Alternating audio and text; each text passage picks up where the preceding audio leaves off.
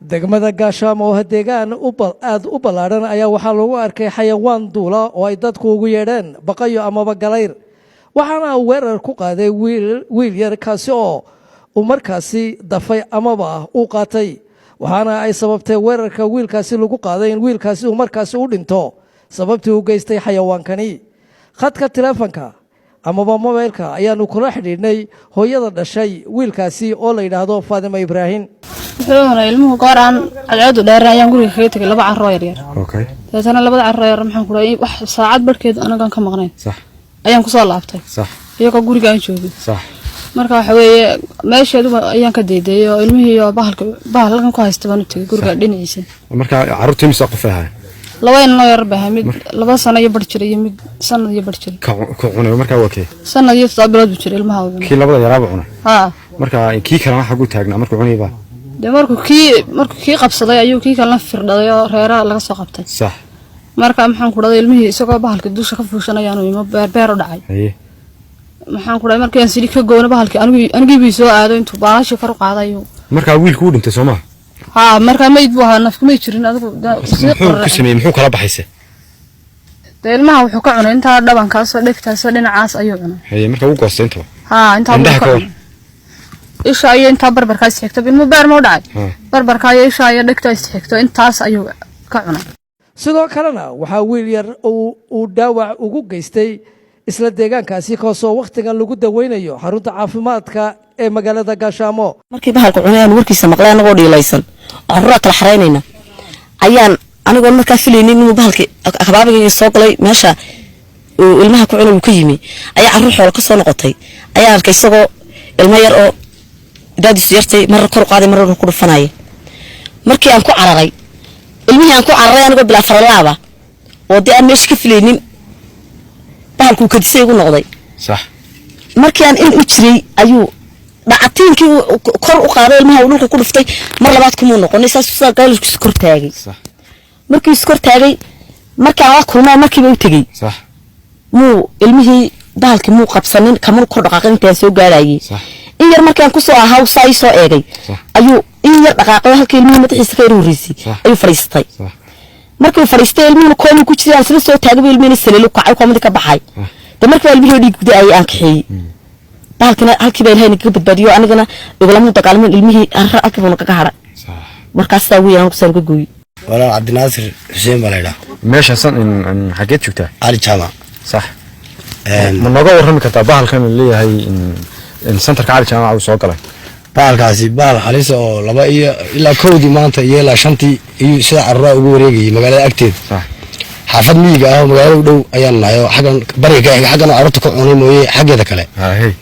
laba ilaa koodii bariga masahawdka barigan aanu ka ignaa magaalada meel u dhow ayaan ku jirnaa sax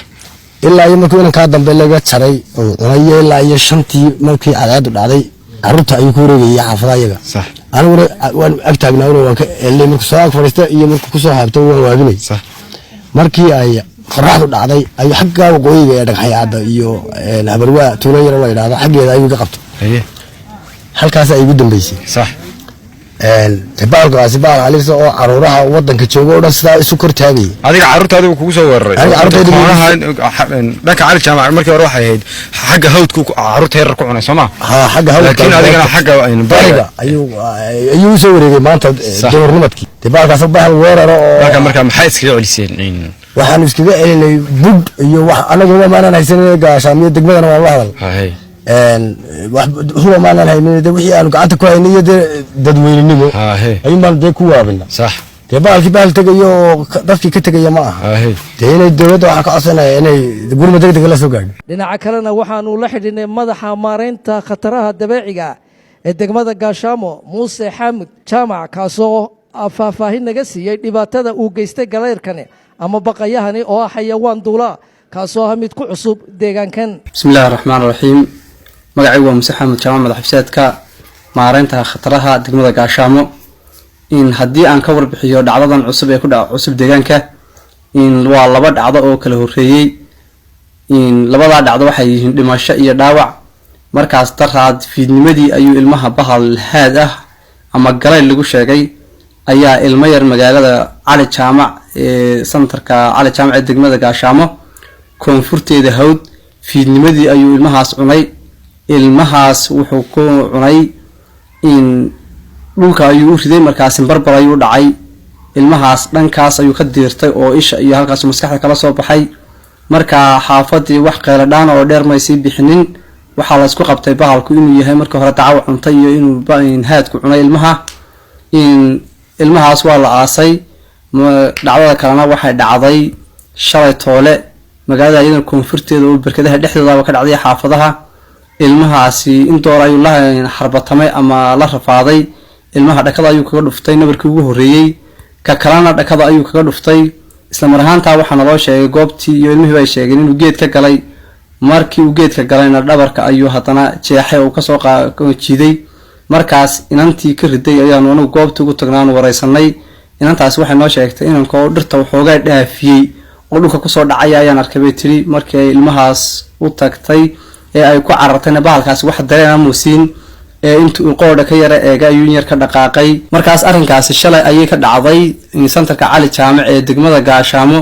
bahalkaasi lama dilin, waana dhacdo cusub oo ku cusub deegaanka. bulshadu way dareen qaadatay, laakiin wax dhibta taagan waxay tahay maadaama aanay weli la dilin, dhammaan waxaanu ku baraarujinaynaa bulshada deegaanka ku nool iyo degmada gaashaamoba inay ka taxadiraan oo caruuraha la ilaaliyo maadaama uu bahalkani khatar yahay. isla mar ahaantaana caruurta qaadanay waxaanu aada iyo aada